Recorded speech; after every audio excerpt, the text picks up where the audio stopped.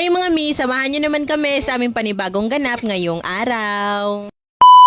Pagkatapos kong magsaing para sa umagahan namin, inasikaso ko na rin agad itong pagdidikit ulit dito sa kitchen cabinet namin. Bali nakapag-umpisa na pala ho kanina, hindi ko nga lang na-video dahil nakalimutan ko. Tagal na din talagang gusto kong ayusin na nga itong wallpaper dito sa cabinet namin. So lang, hindi ko talaga makita yung sobrang wallpaper na ginamit ko dito dati kaya hindi ko talaga ito naasikaso agad. Saya nga din kasi ako kung o-order ulit ako ng panibagong wallpaper, madami-dami pa naman yung wallpaper ko na sobra dati. Fast forward tayo, ayan, papatapos na ako pero yung mga bata, una na namin silang pinakain. 8 na rin kasi ng umaga, kaya ayan yung kambal pinapakain na rin ng papa nila. At eto na nga, finally maganda na ulit tignan itong kitchen cabinet namin. Katapos ko nga din dyan, nagsandok na rin agad ako para makakain na rin kami nitong aking asawa. Makakalam na din kasi talaga yung tiyan ko. Bali hindi na nga din pala ako nagluto ng ulam kasi pinadalhan kami ng ulam ng kapatid nitong aking asawa. Tapos bumili na lang din kami ng sinabawang gulay para sa mga bata. Isang plato na lang din kami nitong asawa ko para hindi na rin masyadong maraming hugasin. Sakto nga rin pagkatapos namin kumain, may tumawag sa akin na rider at may mga parcel nga daw ako. Excited ko nga rin kasi alam kong yung mga free samples ko yun. Nga at may 4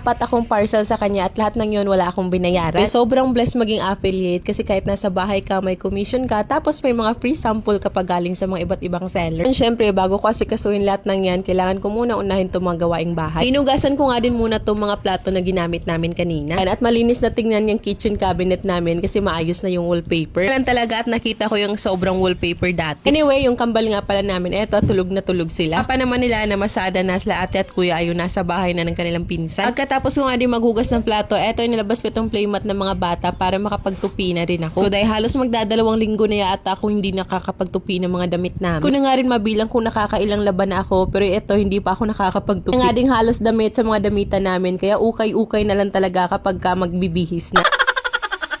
Dahil mag-aalas 12 na rin ng tanghali, at magluluto na lang din muna ako ng ulam namin para sa pananghalian. Kaya yun niluto ko para mabilisan lang at ang dami ko pa din talagang kailangan gawin. Kain din naman ito yung kambal namin at paborito din talaga to nila Ate Megan. Ako din naman yung mga bata na natira kaninang umaga. Pagkatapos ko magluto niyang pananghalian namin, eto yung natupag ko na rin to mga tupiin namin. Mabilis ang pagtutupi na nga lang din yung ginagawa ko. Umaasa na sana bago magising yung kambal tapos na ako magtupi ng lahat ng yan. Kung maabutan nila ako sa pagising nila tapos nagtutupi, expected na talaga naguguluhin nila ako.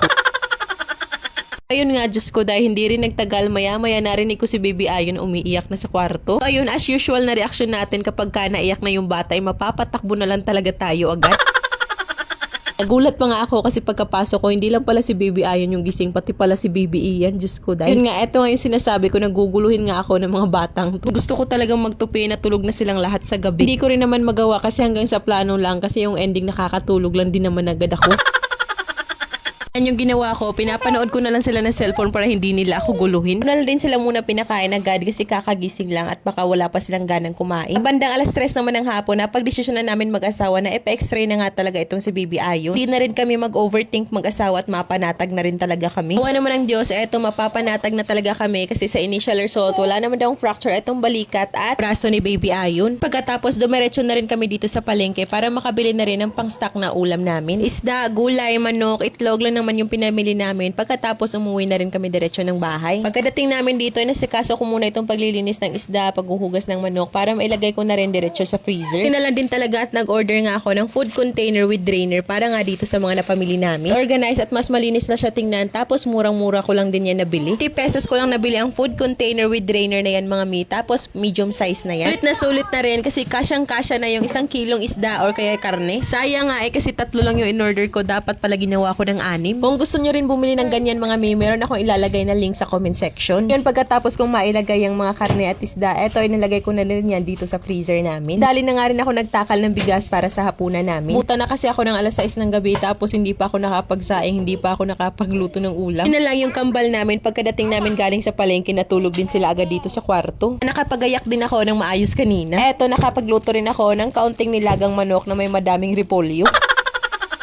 Isang hiwa lang kasi yan sa manok mga mi, tapos hiniwa-hiwa ko pa sa maliliit. May pangsabaw yung mga bata kasi meron din kasi ibinigay sa amin na ulam si mama na fried chicken. Tapos eto, nagising na nga rin pala yung kambal at eto, pinakain ko na rin sila. Si Megan, 2 beses ko nang tinawag pero hindi pa talaga nauwi yung dalawa. Eto ang kambal namin, napaka full energy at talagang nakakaaliw. Maya nga din pagka-uwi ng papa nila, eto at kumain na rin kami lahat. Kakailang subo na nga din kami, biglang sabi ba naman itong si Kuya Zaiden na hindi pa daw sila nakakapaghugas ng kabay, hindi pa daw kami nakakapag-pray.